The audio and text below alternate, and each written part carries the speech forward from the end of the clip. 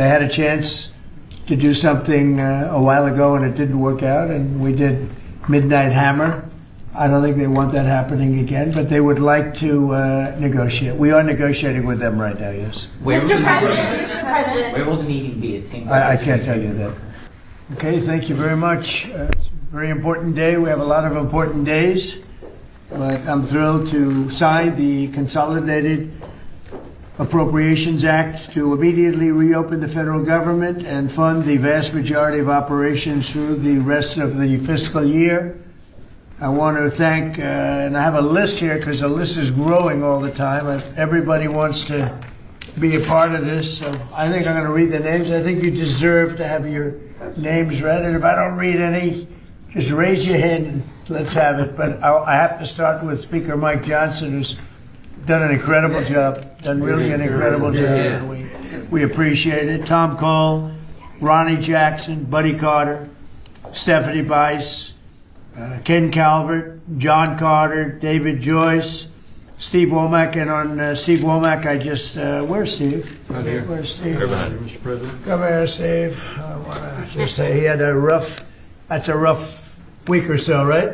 Tough, had Mr. President. an incredible wife who passed away, but she was an incredible woman, and everybody knows it, everybody up here, so we're with you all the way. Thank you, Mr. President. I'm glad you We're could grateful. be here. Grateful for I understand it. That's a rough deal. He went through rough. He had a good marriage. Good marriage is better than a bad marriage. But it makes it a little bit tougher when something like that happens. Robert Adderholt. Right here. Thank you. Susan Collins. Hi, Susan. I heard you're doing good. Cindy Hyde-Smith. Right here. Cindy, well, you always do good, Cindy. Thank you. Bill Haggerty. Hi, Bill. Lindsey Graham, who's way up in the polls. Lindsey, what's going on with you? You're so high. I don't It has think... a lot to do with you, don't forget that. Well, has the opponent dropped out yet? Has your Democrat opponent You dropped come to out? South Carolina, they're gone. Mario Diaz-Balart. Yes, sir. Thank you, Mario. Katie Britt. Yes, sir. Hi, Katie. What a job you're doing. Thank you. John Barrasso. He knows more about healthcare than any human being on earth, I think, when I need something. John is a great person, too. Shelley Moore Capito. Thank you, Shelley. Thank you, sir. Very much.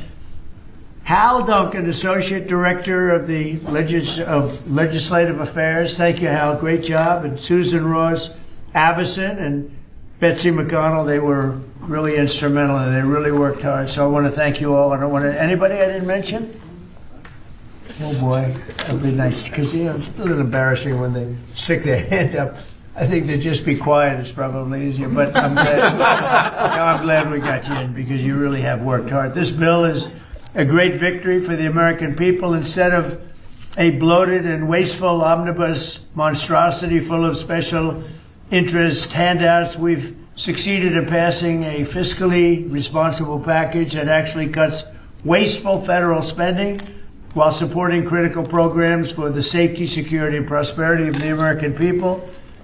And this group of people behind me and others, a lot of votes, they really have done a fantastic job because closing the country, we had a 5.6, and it could have been 7. We lost 1.5 points because of a 42-day shutdown. And that's the least of it. But we would have been at 7. Can you believe it? 7 GDP. Nobody ever heard of a 7 GDP. So I'm glad we got this done because this would be another 1.5 points or something, or maybe worse. The bill officially ends all taxpayer subsidies for radical far-left woke programming on NPR and PBS, so just a waste of money. It slashes nearly $10 billion in wasteful foreign aid spending, giving money to countries that don't need it. They have plenty of money. And we ended that. That was so important, $10 billion. Think of it. It continues the closure of USAID and creates a brand new America First Opportunity Fund for responsibly providing foreign assistance to nations where it actually serves American interests. So we have nations that do help us and it serves our interests, so we have something to help them out with. This bill also cuts funding to abusive and weaponized IRS programs. I was a victim of that too. You probably read that. Did you read that recently, right? Yes, sir. I was, I guess, the ultimate victim. That were used to harass American taxpayers. It builds on the Republican rescissions package passed last summer, which saved Americans billions and billions of dollars. It fully funds our military, includes a well-deserved pay raise for all American service members, and makes historic investments in the American shipbuilding industry, which is great. We're really starting to do something incredible with shipbuilding. And I don't know if you saw that the United States of America, for the first time in over 30 years, beat Japan. We love Japan, great country, but their power in steel making, that we produce more steel this year than Japan. Think of that, more steel than Japan, and Japan is a powerhouse at that. And we were pretty much dead when it came to steel. So what do you think of that? And then, to me, when I heard that, we did more than Japan. It continues to fund deportation flights that are removing dangerous illegal aliens from our country. It continues historically successful efforts to reduce crime in our nation's capital. We have a very safe city right now. We have a city that is like a different world from what it was a year and a half ago, when you couldn't walk down a street without being hurt very badly. I want to say that in a nice way. Washington, D.C. is a safe city. In Memphis, by the way, crime is down 77%. Amen. And in New Orleans, I don't know if you heard these numbers, but in New Orleans, we started 4 weeks ago, max, and crime is down 68%. It's going to be down to practically nothing within the next month. Pretty amazing. But it all helped cut the number of murders in D.C. by 80%. And we have numbers coming up, newer numbers. We're down 97% in murders. It's a horrible thing to even be talking about, murders in D.C. But a lot of people were being killed in Washington, D.C., if you can believe it. And now we have a very safe, I don't know if there's any such thing as crime-free, but pretty close in January compared to 12 months ago. So we have close to 95% down crime in Washington, D.C. It allows all of you people to walk to the White House instead of getting into an Uber and getting mugged even as the Uber progresses, okay? And it continues funding for the Department of Homeland Security until later in the year. And finally, I am extremely pleased to announce that this bill includes a newly designated, movie star, Melania Trump Foster Youth to Independence Initiative. So she really loves the children, and she's had a tremendous success. So it's the #1 documentary in 19 years. Can you believe this? What do I get out of it? Nothing out of it. Now I had a top model, now I have a top movie star. But we have a great First Lady. She loves children, and she had a tremendous vote on this. And I want to just say, Melania Trump Foster Youth to Independence Initiative within the Department of Housing and Urban Development, which will support America's foster youth and provide them critical resources as they age out of the foster care system. And the First Lady loves children, and she's been very much involved with children and helping them out and making them better. That's what she wants to do, wants to help them, and she wants to make them better. And she does a great job of it. She's respected, and her movie got really incredible reviews. She's done it. We're all proud of her, actually. It's amazing. Not easy to do that. Not easy to do it. So I just want to thank everybody for being here. If you would have some questions, I might just ask before you do that. These are all outstanding politicians, the top. In my opinion, the top in the whole world. But that's one of those things. I like to build it up a little bit. But they are. They're the top politicians. They're the top political minds. And if you have any statement, does anybody have a statement that you'd like to make? We'll start on the left side. Anybody? How about Mr. Speaker? Well, this is a big thing, Mr. President. Thank you for your leadership and helping us steward this through.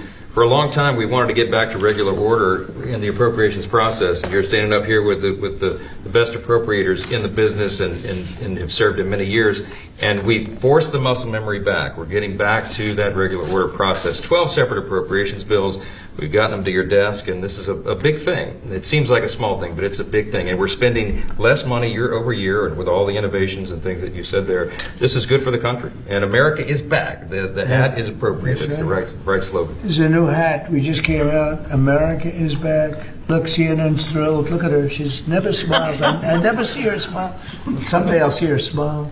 Mr. President, Yes. could I mention that there's significant health care reform in this bill, PBM reform, something that you have been working on, and we appreciate and applaud your efforts, bringing drug prices down for citizens here in America. Not only that, but we extended telehealth, and also we are addressing maternal mortality in this bill. Rural health care has been a big part of your focus, and we appreciate that. Thank you Mr. very President. much. Thank you, buddy. You know, a very big thing, I think, for all of us is most favored nations on drug pricing. So for 30 years they've been talking about it, more than that, and it's basically we now will take prescription drugs will come down to the lowest price anywhere in the world.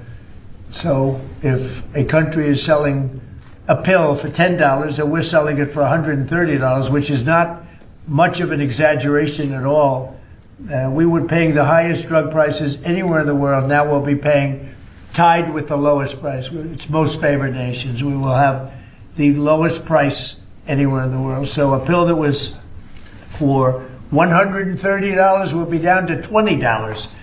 So you can make a case that that's 800, 900%, or like the press likes to hear, it's about 80%. But we're going to get reductions like nobody's ever seen. And frankly, the Republican Party should be able to win the midterms on that alone. That's the biggest thing there is. Most favored nations, we're going to be bringing the price of drugs down. In my first term, I got it down 1/8 of 1%. And I was so proud because it's the first time in 28 years that drug prices came down. And now we're talking about bringing it down by 80, 90, 75, 68. I mean, I have numbers in the back that nobody can believe. Most favored nations. And remember, the Republicans did that. The Democrats did not do that. Republicans did it. And that's going to have a huge impact also on healthcare because medicine, I mean, it's a big chunk of healthcare. And if you're bringing something down from $100 down to $20, $18, because we were subsidizing the entire world. And frankly, I had to get the countries to go along with it, and I had to threaten tariffs against them if they didn't approve. And the healthcare companies, who weren't easy either, but they said it doesn't matter because they'll never get the countries. Because they didn't really want to do it. And I got the countries. I got every one of them. And really, people can't even believe it. But for the people standing behind me, if you use that alone, you should win. We should win the elections coming up. Anybody else? How about on this side? You mentioned the IRS, Yeah, please. Mr. President. Go ahead. Their behavior has been atrocious. If you think about leaking your tax returns, the tax returns of others, and never any accountability. I must have questioned Janet Yellen 4 times, 5 times under oath about this, and never an answer. We stripped $10 billion from the IRS in this bill that you just signed. And today, I launched an investigation with my staff on all of these contractors that are associated with the ones that allowed your information to be put out. These contractors that hire activists to come in and do their work. These corporations here in America that bring activists in to do their work. That's going to come to an end. They did leak my tax returns. It was terrible. The good news is I paid a hell of a lot of tax. I paid tens of millions of dollars. I said, where are my accountants? I want to talk to my accountants. But they did. They leaked my tax return. They didn't do it in a nice way. They tried to get something out of it. No, they're bad people. Accountability is coming, though. You think about the phone companies that leaked our telephone records, several of us here. Right. Verizon leaked my telephone records. You think about what's happened across the country. This is going to come to an end. And we should have voter ID, by the way. We should have a lot of the things that I think everybody wants to see. Who would not want voter ID? Only somebody that wants to cheat. Think of it. We don't have voter ID. And the Democrats don't want it. And the reason they don't want it is because they want to cheat. Because there's no reason in the world, and I love that debate, Lindsay. I love saying, well, why don't you want voter ID?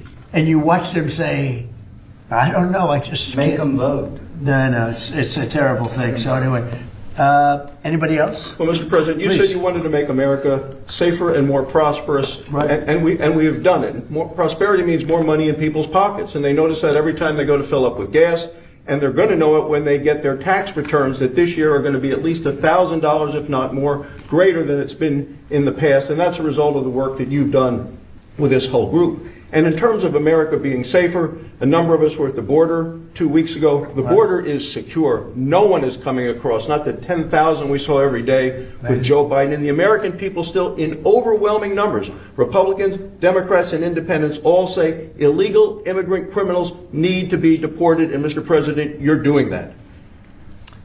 And no tax on tips. No tax on overtime, no tax on Social Security, No tax on more money Think in of it. people's pockets. Think of it. And that was all the great big beautiful bill, as I call it, the great big beautiful bill. To me, that's what it is. And people are starting to realize it now. They're starting to see it. They're gonna And see it in their a tax deduction on if you buy a car, if it's made in America, only if it's made in America. The rest we don't care about so much. But you buy a car, you get an interest deduction. You borrow money, you get an interest tax deduction. And that is, you take interest, you deduct it against your tax. So, to me, that's unbelievable for the people, unbelievable for our car companies, which is jobs. Anybody else on there? Mr. please. President, the biggest part of this bill is our national security. Right. And thank you. The men and women who serve this country are grateful to you. Absolutely. We give them a pay raise. We're building more ships, as you said, planes, missiles. We need to defend this country, and you're doing a great job in leading us in the right direction. Thank you very much. Katie, go ahead. You were going to say something. Yeah, no, Mr. President, this is just unprecedented leadership. The fact that you got everyone to come together and actually get these bills across the finish line, you heard it from the Speaker, but that hasn't happened in a long time. So 96% of the government being funded, your priorities put in place, Mr. President, so that we can make the country safer, we can make it more prosperous. And not only can we make America great again, but we can tell people now America is back. Yeah, it's a great, we'll never forget MAGA, and we're all with MAGA, but I thought this was very appropriate, right? Love it. Right? Love it. It says everything. Cindy Hyde, come on, say something. Well, there's a little hospital in here, a rural hospital in Meadville, Mississippi, Right? called Franklin County Hospital. It would have closed the end of this month without this bill.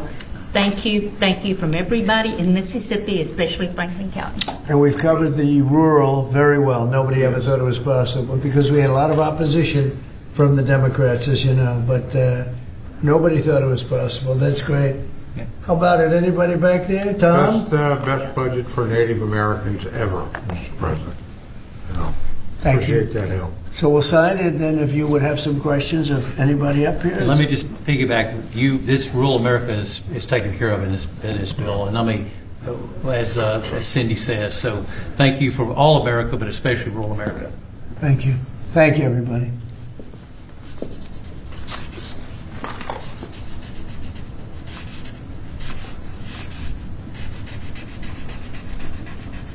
So I probably won't hold this up. And I think holding up one little page doesn't do it justice. In there, it's a lot of stuff, but it's signed. Thank you.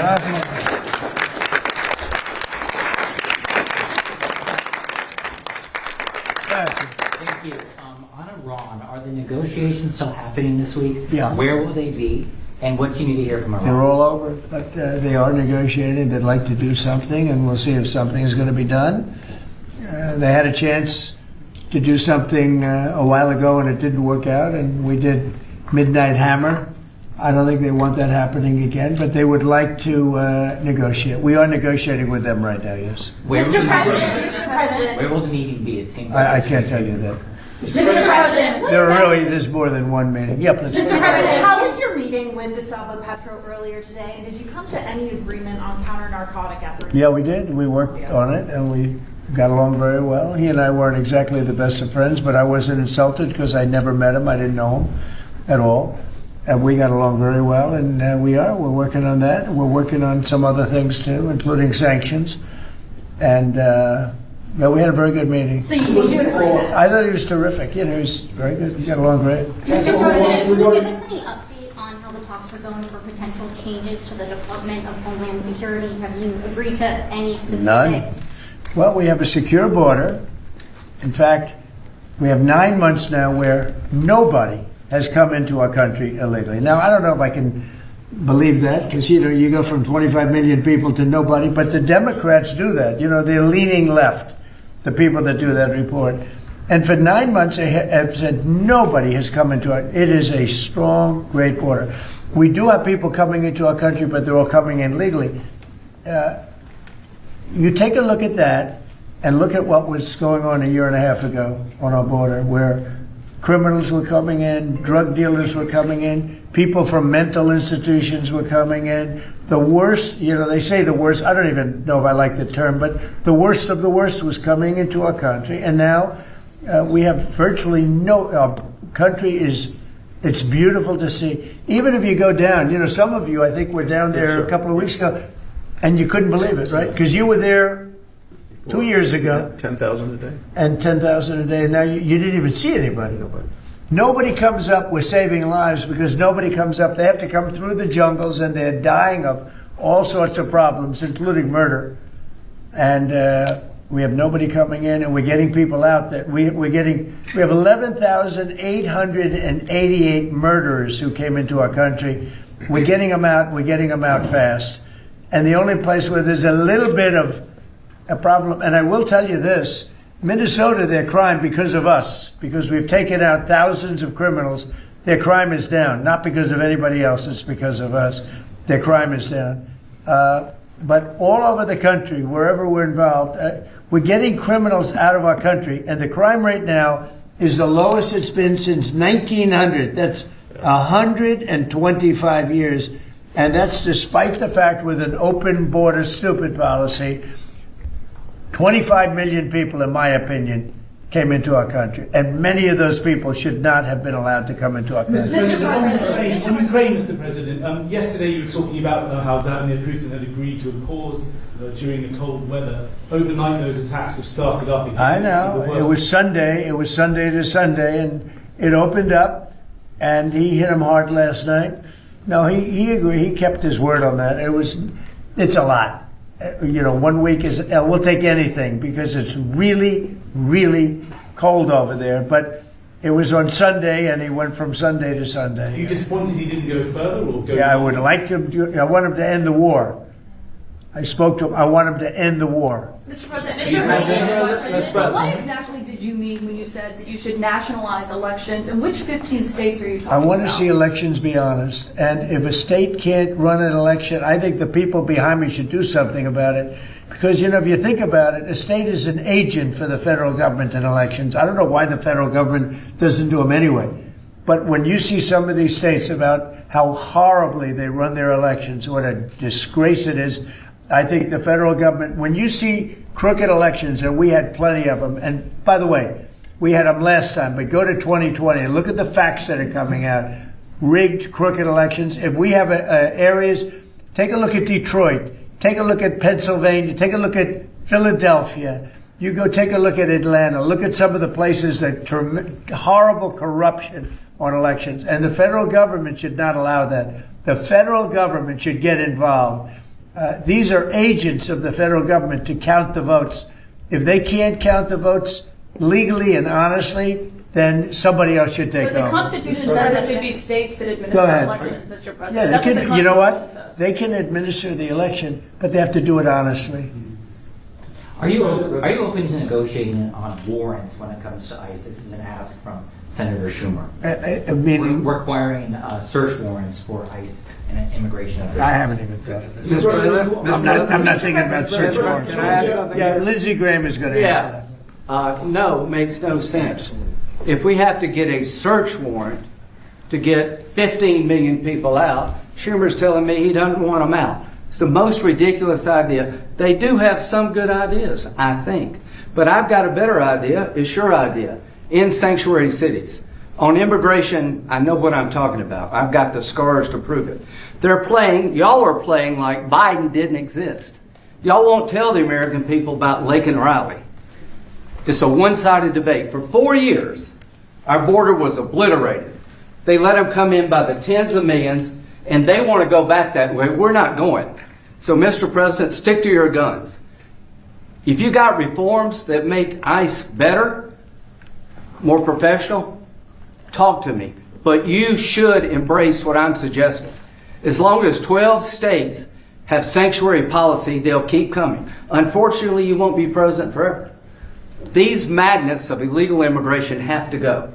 There is no upside to sanctuary city unless you're a complete radical nut job. The cops hate it, fraud around sanctuary cities, and you're going to get more illegal immigration. We're going to have a debate. I've been trying to solve this problem, but what the Democrats are doing is they're not getting to the underlying problem. It's not Stephen Miller. It's not Chrissy Nome. It's not me. It's not you. It's policies that have been on the books that don't work. So if you want a debate on how to solve this problem, show up next week.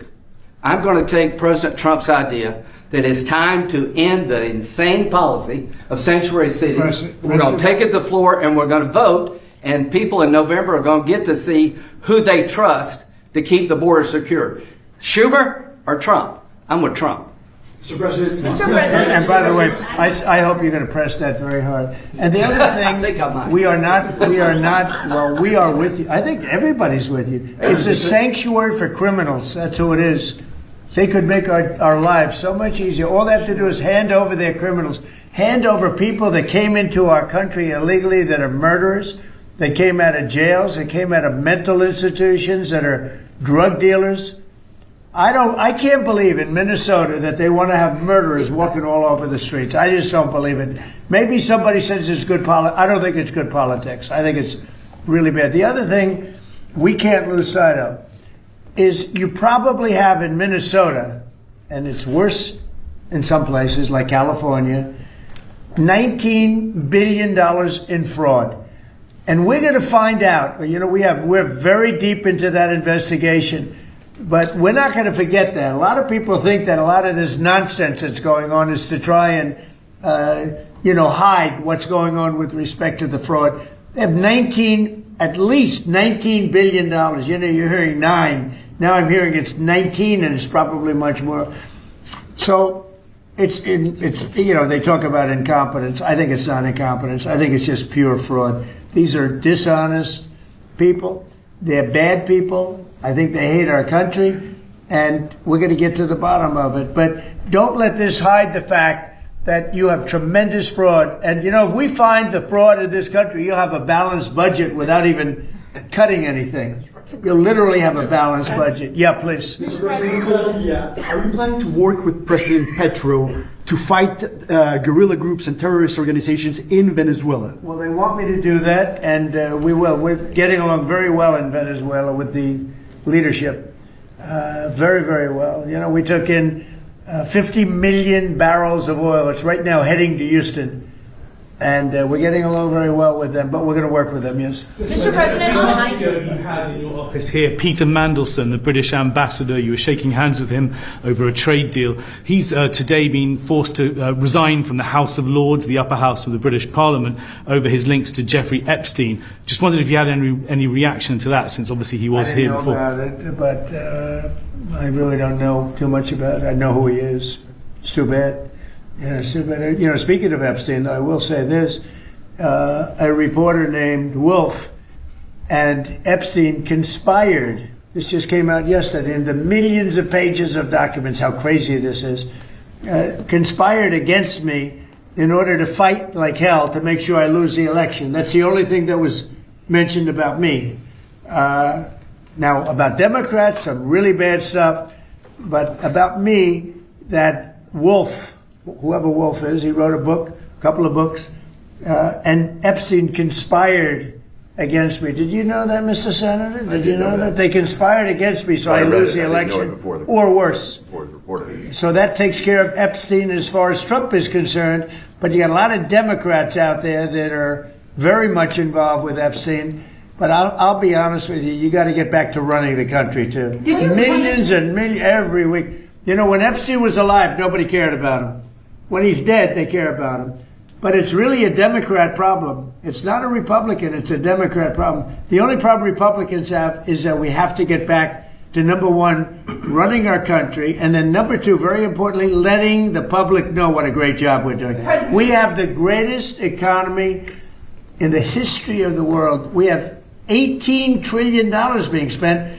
The record was $3 trillion many years ago, not by us, by another country. I won't say the country. Yeah, please. Did you read those new files, Have Mr. President? have you been briefed on Savannah Guthrie's mom missing in Arizona? I think it's terrible.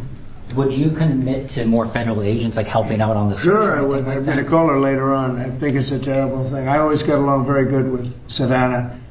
Very unusual situation, but we're going to find out. Yeah, what do you want? On the Epstein files, you talked about Democrats who were in there. Elon Musk was also in there, and so was your Commerce Secretary Howard Lutnick and correspondence that he had with him. Did you read those new files that were published by the Department of Justice? I didn't. I have a lot of things I'm doing, you know, a lot of things I'm doing. I don't know. You mentioned two names. I'm sure they're fine. I'm sure they're fine. Otherwise, it would have been major headlines. A lot of women who are survivors of Epstein's are unhappy with those redactions that came out. Some of them, entire witness interviews are totally blacked out. Do you think that they should be more transparent? They thought they released too much. You know, I heard that, and you tell me something else. No, I think it's really time for the country to get onto something else. Really, you know, now that nothing came out about me, other than it was a conspiracy against me, literally, by Epstein and other people. But I think it's time now for the country to maybe get onto something else. But what would you say to people like who feel like they haven't gotten healthcare justice, Mr. President? Something that people care about. Yeah, what did you say? Go ahead, CNN. What would you say to the survivors who feel like they haven't gotten justice? You are the worst reporter. No wonder CNN has no ratings because of people like you. You know, she's a young woman. I don't think I've ever seen you smile. I've known you for 10 years.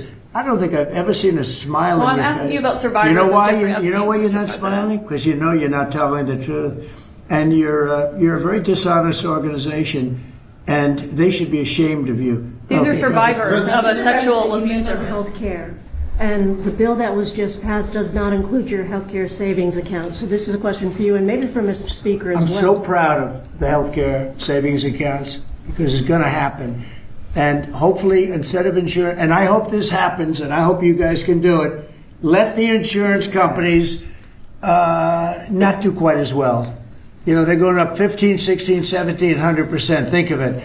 The money should be paid directly to the people. You know, trillions of dollars goes out. The money should go to the people. They should buy their own health care. It can be in a health care, you know, account, savings account, any account you want to make. The money should go to the people. The people should buy their own health care, and they're going to save a lot of money, and they're going to have much better health care. And it's very simple. The problem is the Democrats are owned by those insurance companies. They're owned lock, stock, and barrel. And the Democrats will never vote on it because the Republicans should get that through. And you know how you get it through? The filibuster. Get rid of the filibuster and start voting. Yes. Mr. President, today we heard that the Clintons set deposition dates to testify before the House Oversight Committee. Any reaction to that and related to the Epstein? I think it's a shame, to be honest. I always liked him. Her, yeah. Yeah, she's a very capable woman. She was better in debating than some of the other people, I will tell you that. She was smart woman. I hate to see it in many ways. I hate to see it. But, you know, then I look at me. They went after me like, you know, they wanted me to go to jail for the rest of my life. Then it turned out I was innocent, very innocent. You know, I had a friend that said, a very smart friend, he's a very wealthy man, knows the life, streetwise guy. He said, you have to be the most honest person anywhere in the world because there's never been anybody who's been examined up and down. You know, I have hundreds of thousands of pages of documents, millions of pages. With all of that, they found absolutely nothing wrong. Remember, his tax returns, they fought for years and years. And then the Supreme Court, I was surprised, they ruled I had to give my tax returns. I'm the only one that had to ever do that. But I had to give my tax returns. I gave my tax returns. They hired the best accounting firms in the world. They found nothing. And this friend of mine said, you have to be the most honest person in the world. He actually said, you know, referring to him, I'm a pretty honest guy, but I could have never withstood that. They've gone through millions and millions of pages, and here I sit winning an election in a landslide. winning the popular vote, winning all 7 swing states, winning 86% of the counties in the United States. That's why those maps that you see are all red. And so they tried to put me in jail. And I shouldn't feel this way, but I feel badly that they have to go through that. But then I say, but they did far worse than me. They wanted to put me in jail. Think of it. I was a very good president. We had a great first term. Rebuilt the military, biggest tax cuts ever, biggest regulation cuts ever. But, you know, I will say this. I think I can say, what do you think, Lindsay? My second term is blowing my first term away. And my first term was really good. Reagan plus. Reagan plus, see? Well, whatever. Thank you very much, everybody.